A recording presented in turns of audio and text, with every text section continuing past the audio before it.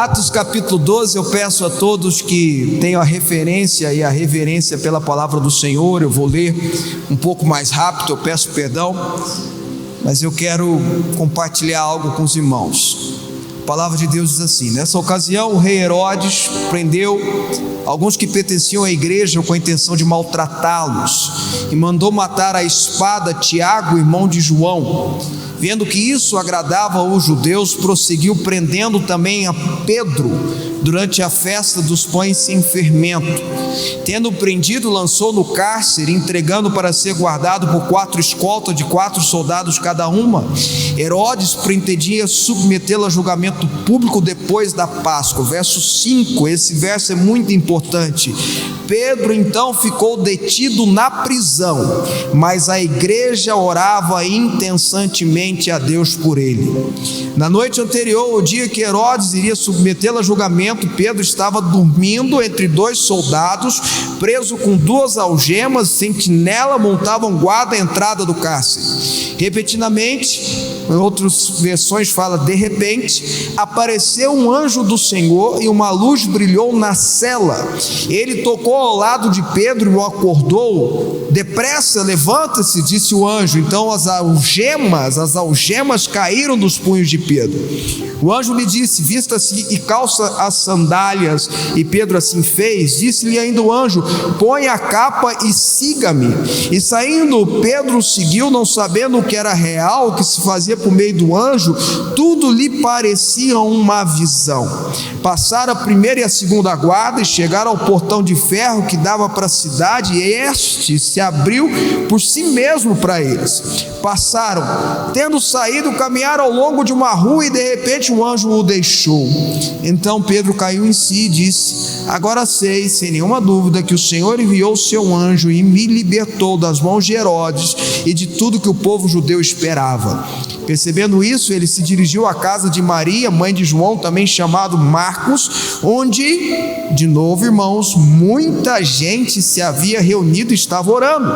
Pedro bateu à porta do alpendre e uma serva chamada Rode veio atender. E ao reconhecer a voz de Pedro, tomada de alegria, ela correu de volta, sem abrir a porta, e exclamou: Pedro está à porta. Eu vou parar por aqui. Diga com toda a força que há dentro do teu coração: glória a Deus pela palavra de Deus. Esse rei da Judéia, Herodes, era um dos Herodes que a Bíblia apresenta, era filho de Herodes o Grande, e ele, querendo ter o apoio dos judeus para se perpetuar no poder, ele que não era judeu de descendência nem de ascendência de Davi, muito pelo contrário, ele era um edomita, ou seja, descendente de Esaú, e ele se torna rei porque o pai dele comprou, ou melhor dizendo, subornou o Império Romano na época para se tornar rei daquela região. E ele, para ter o apoio dos judeus, começou a perseguir os cristãos, perseguir os crentes, perseguir a igreja primitiva. Pegou Tiago, irmão de João, um daqueles 3 discípulos mais próximos de Jesus, e o condenou à morte. E a tradição ensina que ele foi morto decapitado. Aqui fala espada, mas ele foi morto decapitado. E ele, vendo que isso alegrava os judeus, o que ele faz? Ele vai lá e prende o mais famoso deles, o pregador mais famoso, aquele que tinha uma certa primazia entre os demais 12 discípulos de Jesus, que era Pedro. E coloca Pedro dentro do cárcere muito fundo, muito profundo. Era aqueles cárceres onde ninguém poderia fugir, totalmente insalubre, totalmente sem a menor recurso. Irmãos, lá não tinha direitos humanos não, meu irmão.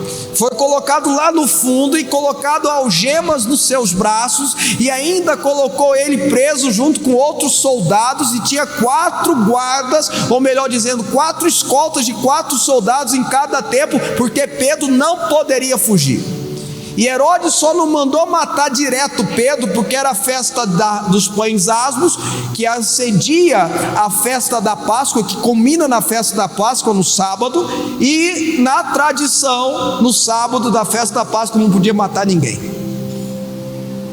A Bíblia diz que então que Pedro, esse homem de Deus, que não tinha feito nada de errado, nem segundo a lei romana, e nem segundo a lei de Deus, e nem segundo a lei judaica, estava algemado, estava preso dentro de um cárcere, estava totalmente num lugar onde ele não merecia estar. Soldados o prendiam, e o interessante desse texto, e eu acho isso impressionante, eu acho isso extraordinário, Pedro dormia. Irmãos, deixa eu deixar algo claro para você. A Bíblia fala aqui que no domingo, um dia depois da Páscoa, Herodes ia apresentá-lo para o julgamento, e eles já tinham tudo combinado, Pedro ia ser morto.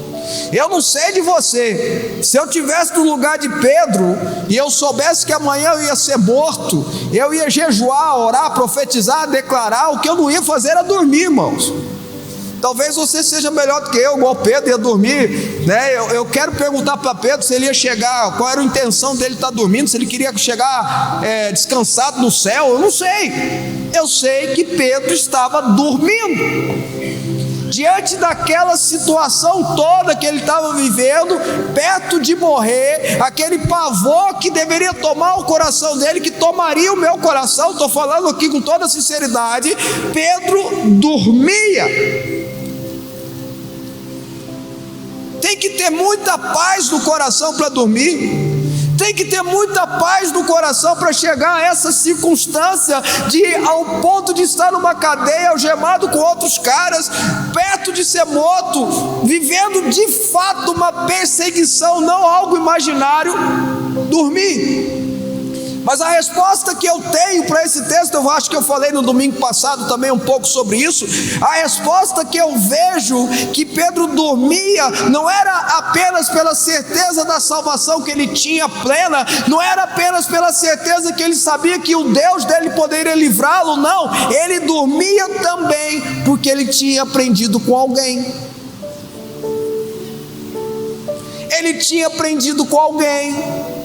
A Bíblia conta uma vez que os discípulos de Jesus, junto com Jesus, estavam no barco e uma tempestade assolou aquele barco. Lembra que foram duas tempestades? Uma, Jesus foi andando nas águas até o barco, outra, Jesus estava dormindo dentro do barco. Água entrando, o povo desesperado, discípulos correndo para lá e para cá, todo mundo achando que o barco ia afundar, e Jesus dormia. E foram acordar Jesus. Jesus mandou a tempestade acabar. A Bíblia fala que ele dá um puxão de orelha, ele fica meio bravo, né? Porque acordaram ele, homens de pequena fé, por que vocês estão duvidando de algo? Pedro aprendeu com Jesus, que é manso e humilde de coração. Pedro recebeu o Espírito Santo, e quando Jesus soprou sobre eles o Espírito Santo, quando Jesus soprou sobre eles, ele disse, além de receber o Espírito Santo, ele disse, a minha paz vos dou. Por que você está falando tudo isso aqui, bicho Fábio?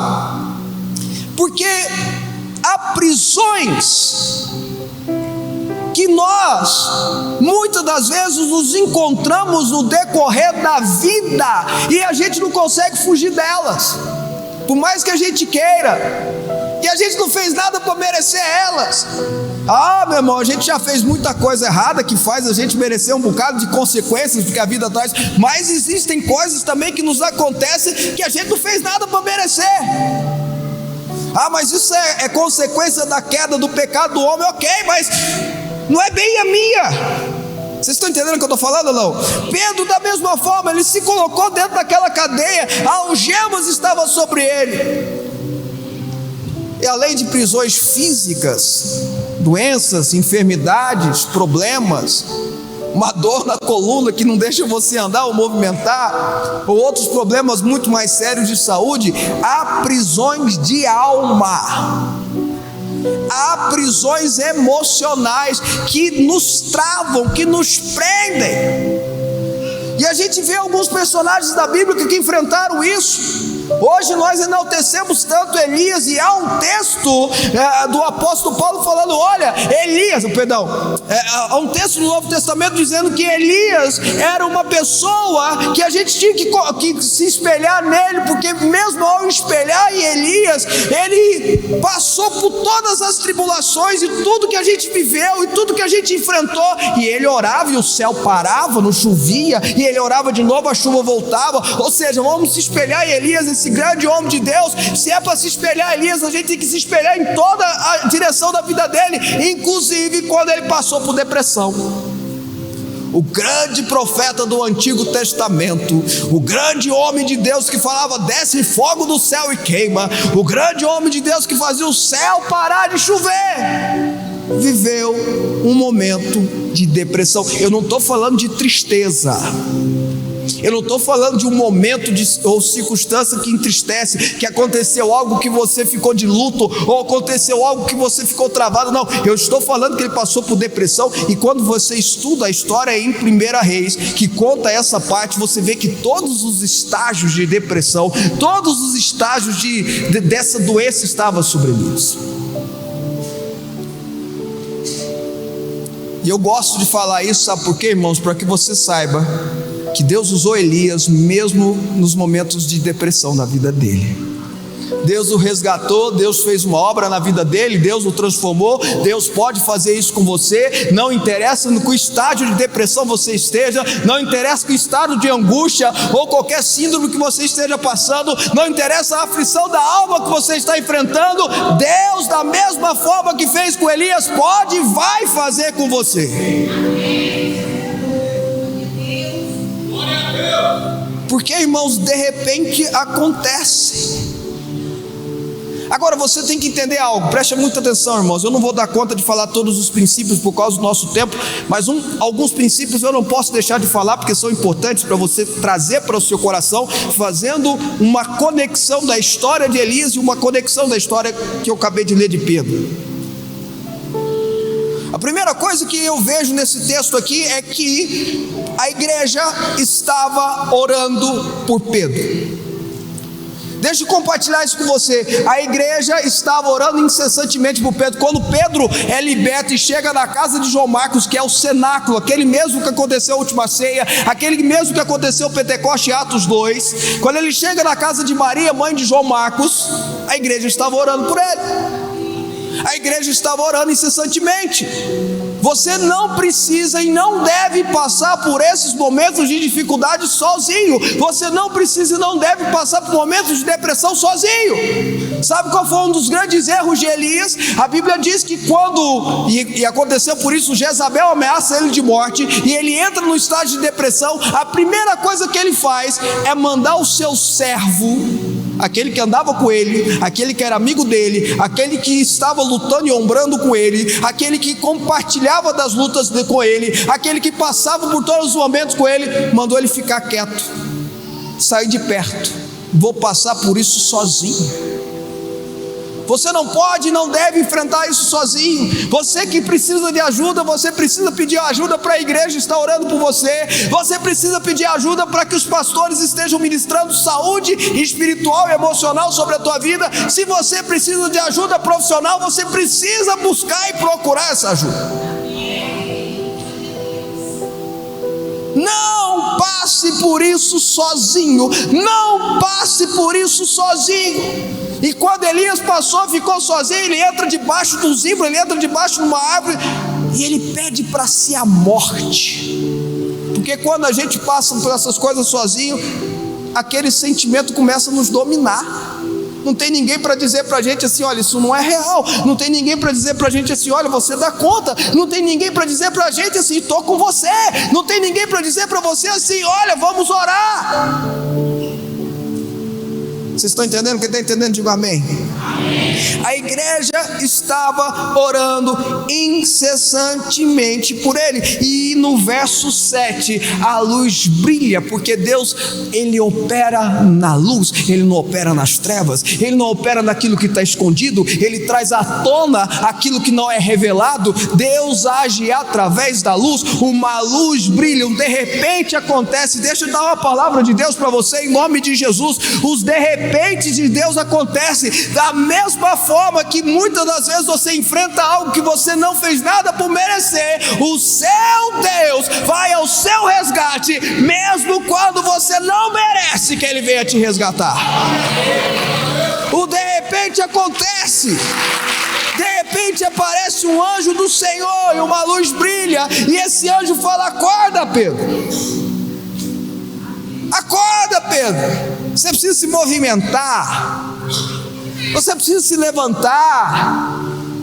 O anjo, quando ele aparece para Elias, que ele estava lá, e olha que interessante, o anjo acorda Elias, fala: come, Elias, tem uma comida para você. Que ele come aquela comida e o anjo deixa ele dormir de novo, e Elias volta a dormir. Depois o anjo acorda ele e fala: come mais um pouco, porque com essa comida você vai andar. E a Bíblia diz que Elias anda 40 dias e 40 noites sem se cansar. Deus vem movimentá-lo, Deus vem movimentá-lo. Eu quero botar você para movimentar. Você precisa se movimentar, nem que seja devagar, nem que seja caminhando. A Bíblia fala que aquele que espera no Senhor renova as suas forças, sobe como asas, como águia, correm e não se cansam, caminham e não se fadigam. Preste atenção em nome de Jesus. Muitas das vezes a gente corre, mas às vezes a gente tem que caminhar. Às vezes a gente corre muito acelerado, às vezes a gente caminha bem pouquinho. O que importa é não parar. Você precisa se movimentar, nem que seja de pouquinho. Levanta, Pedro, põe a sua sandália, põe a sua capa. Olha o jeito que o Senhor se importava com Pedro. Esconde o rosto, Pedro, porque você é famoso. E aí a Bíblia diz que ele passa pela primeira guarda, passa pela segunda guarda, e em uma porta, o portão que dava de acesso à rua se abre automaticamente. Foi o primeiro portão automático da história. Abriu-se automaticamente. E a Bíblia diz que Pedro, a gente leu isso aqui, Pedro não sabia o que era real e o que não era. Pedro tinha que ter ciência do que era real e o que não era. Um dos grandes problemas desse mal, um dos grandes problemas da doença, da enfermidade de alma, é que a gente tem dificuldade de reconhecer o que é real. A gente tem dificuldade de ver o que é fruto da nossa ansiedade, o que é fruto da nossa depressão, o que é fruto da nossa doença de alma e o que é de fato real. E a gente sofre com isso, porque o sofrimento é real, a dor é real. E sabe, irmãos, eu vou dizer algo para você. Se tem alguém na tua família que sofre com isso, deixa eu te dar uma palavra de Deus para você.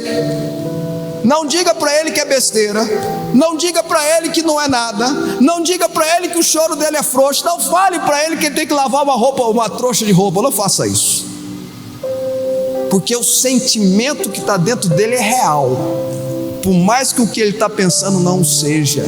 Porque a dor que ele está sentindo é real, por mais que o que ele está passando em volta dele não seja. Daí eu digo a importância, porque por isso que muitos vêm conversar comigo. Eu falo: por que você não vai no médico? Por que você não vai no psicólogo? Ele talvez espera que eu ponha a mão nele e expulse o demônio emocional. Talvez ele ache que eu vou fazer uma palavra mística, espiritual, e a palavra que eu dou para ele é assim: procura um psiquiatra. Eu não sou doido, não falei isso. Procura um psicólogo, mas eu não preciso. Quem disse? Porque eles ajudam você a identificar o que é real. Sabe, irmãos, a gente precisa identificar o que é real para tratarmos daquilo que estamos sentindo. Essa era a hora de você dar um glória a Deus bem forte. Pedro não estava sentindo, mas mesmo assim as portas se abriam. Pedro não estava percebendo se era real ou não, mas mesmo assim as portas se abriam. Elias andou 40 dias e 40 noites com uma única comida. A Bíblia fala isso, sabe por quê? Porque Deus estava mostrando para Elias, Deus estava mostrando para Pedro, que mesmo eles não sabendo o que era real, mesmo eles passando por aquela circunstância, Ele estava no controle de todas as coisas e Ele estava cuidando deles. Isso é maravilhoso.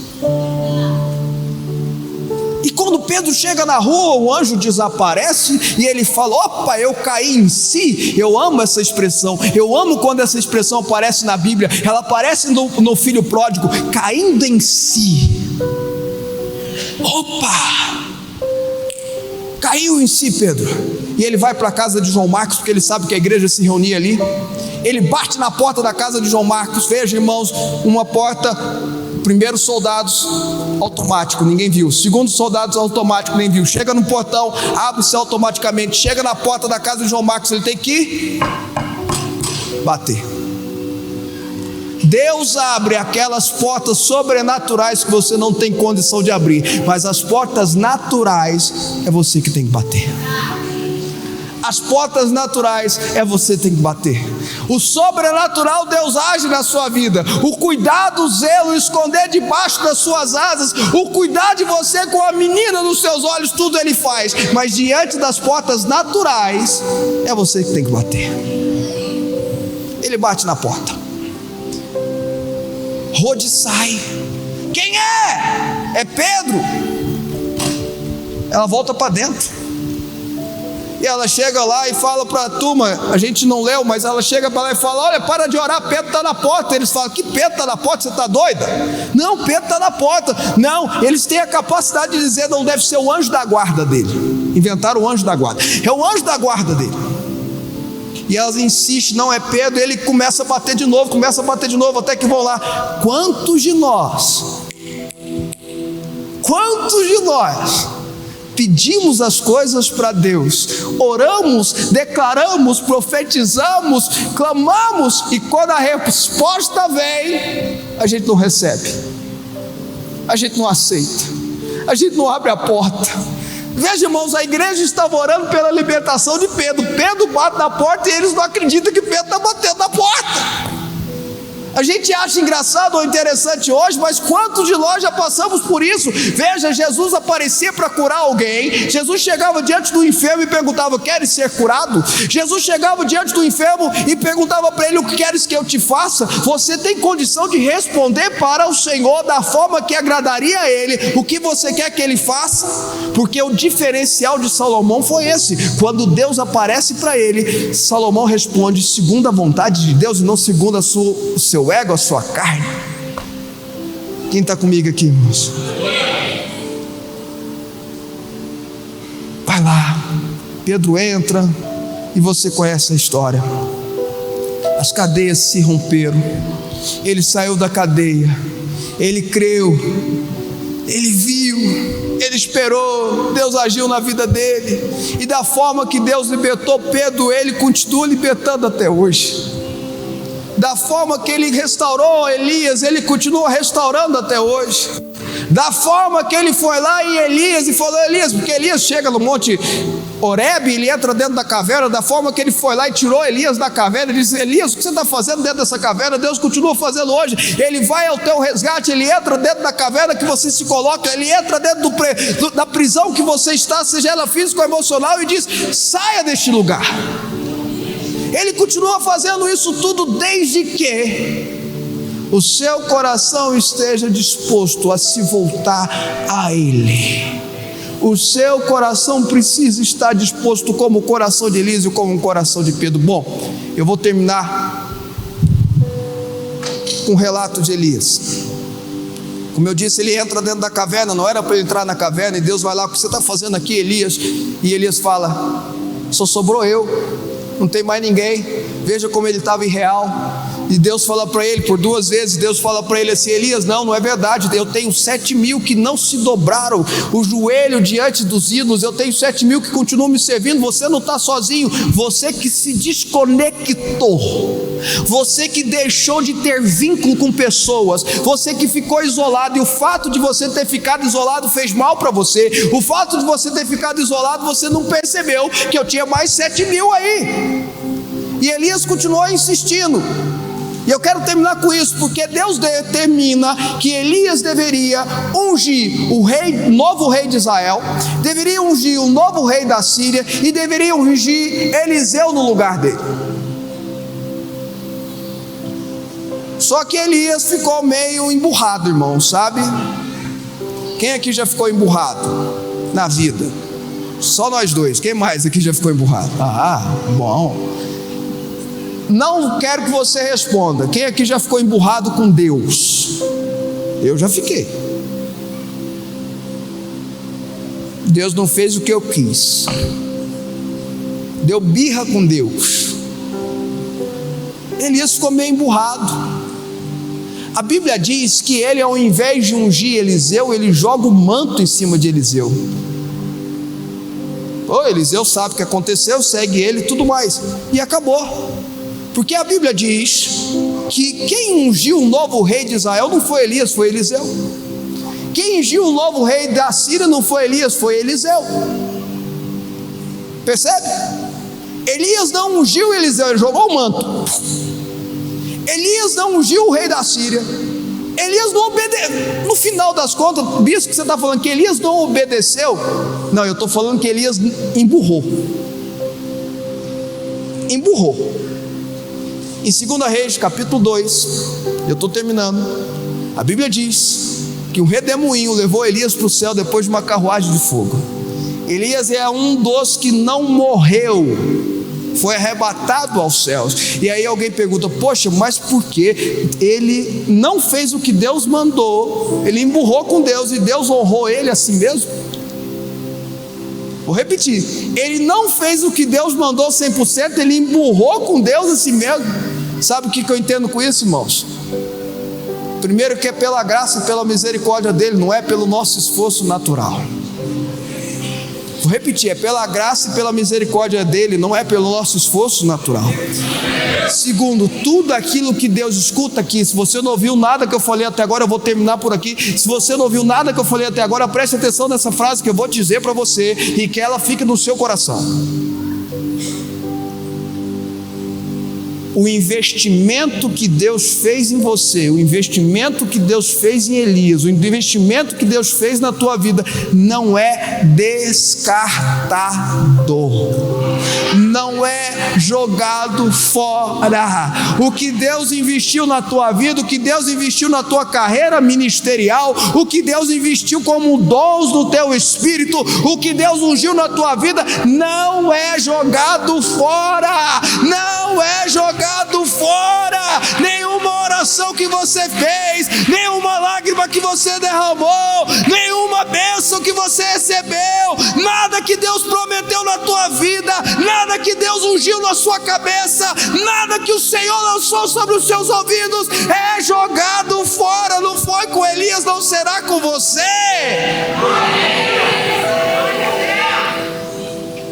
Ele não descarta o que ele faz na sua vida, ele não descarta o que ele fez no seu espírito, ele não descarta o que ele fez na sua alma, ele não descarta.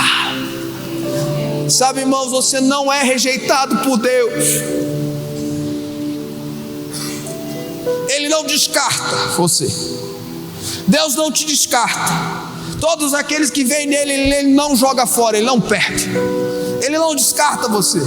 Ele não descartou Elias, ele foi lá e tirou Pedro da prisão, porque ele tinha um plano, um projeto ainda para Pedro. Ele tinha uma primazia para Pedro.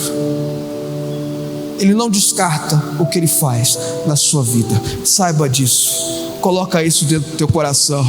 Peça ajuda, peça oração, peça para a igreja orar por você. Deixa o Senhor te resgatar dessa caverna, deixa o Senhor te resgatar dessa prisão, deixa a unção dele, porque a Bíblia diz, Isaías, que a unção quebra correntes. Deixa a unção dele derramar sobre a tua vida, para que as correntes que travam, que te seguram, que não deixam você andar, que não deixam você reagir, que seja quebrada. Peça ajuda. Há portas que Deus abre, há outras portas que Ele não abre. Isso tem a ver com o nosso eu, isso tem a ver com o nosso ego, porque Ele quer tratar o nosso eu, Ele quer tratar o nosso ego. Muitas vezes Ele segura alguma coisa para que você bata na porta. Pedir ajuda é a melhor forma de tratar o eu. Pedir ajuda é a melhor forma de tratar o ego. Pedir ajuda é a melhor forma de quebrar o orgulho. Ai, Jesus. Pedir ajuda é a melhor forma de deter a arrogância. Vocês estão comigo? E da mesma forma, termina agora de verdade. que Ele resgatou Pedro, da mesma forma que Ele resgatou Elias, Ele quer resgatar você. Ele vai resgatar você. Você crê nisso?